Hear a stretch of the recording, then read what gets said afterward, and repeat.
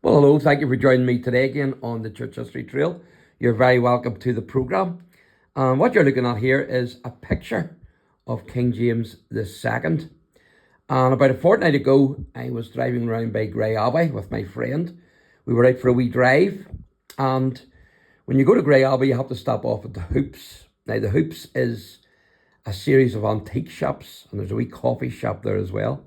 And in one of the antique shops, I came across this picture. And I thought to myself, I wouldn't mind buying that. So I thought it might have been about £80 or so. So when I asked the price, I was pleasantly surprised because it was only £25. So I asked what was the lowest that they would take for it. So I actually got it for £23.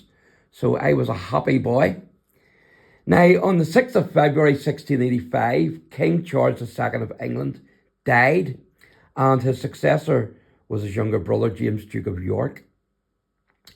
James had converted to Roman Catholicism, and so after he was made king, he started to establish his policy of Catholicising Ireland. So he had Protestants sacked from the army, and he replaced them with Roman Catholics. Now, the gentry of England had had enough of James, and they sent for Prince William of Orange, who was actually married to James's daughter, and they asked William to come over from the Dutch Republic and to claim the throne of England, Scotland and Ireland.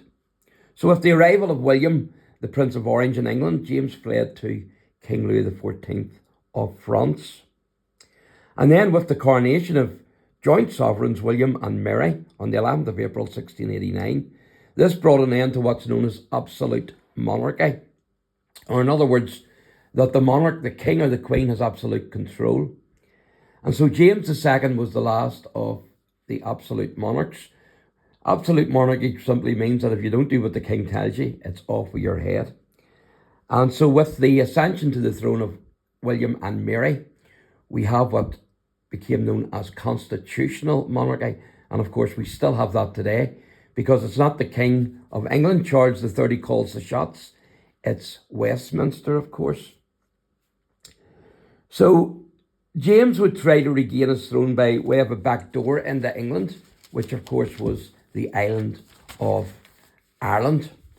But he would be defeated by King William and his army at the Battle of the Boyne near Drogheda on the 1st of July, 1690.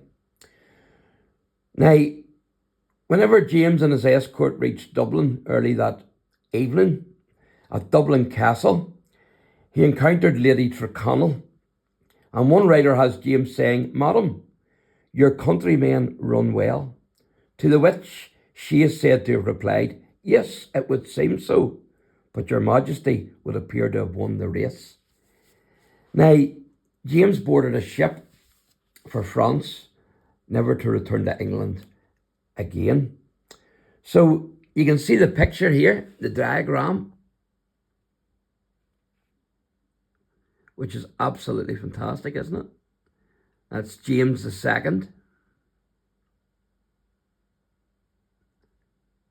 You can see a few anchors there as well.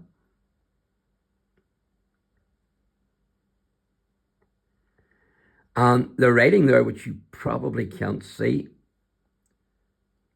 but I'll read it out to you, says, "Drawn and engraved by GEO, which is short for George Vertue, from an original painting done for Secretary Pepys and painted from the life by Sir Godfrey Keller in the year of our Lord 1688.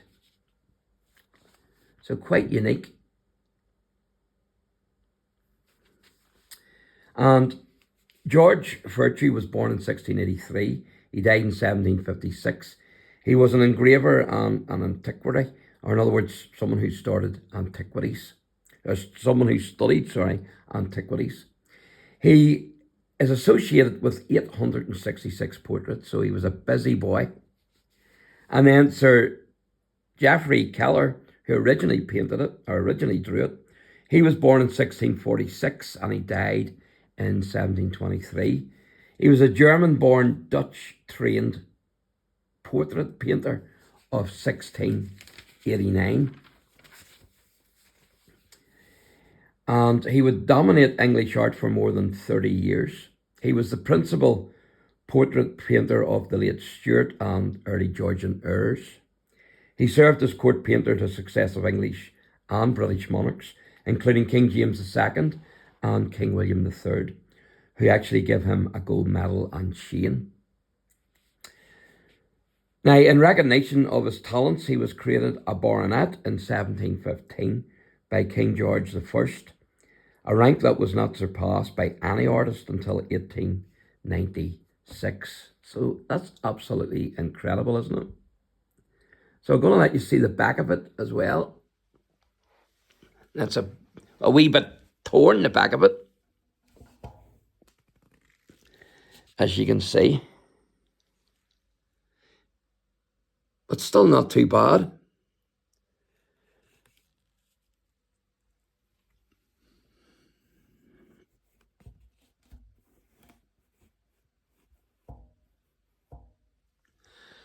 So there you go, folks. I hope you enjoyed that.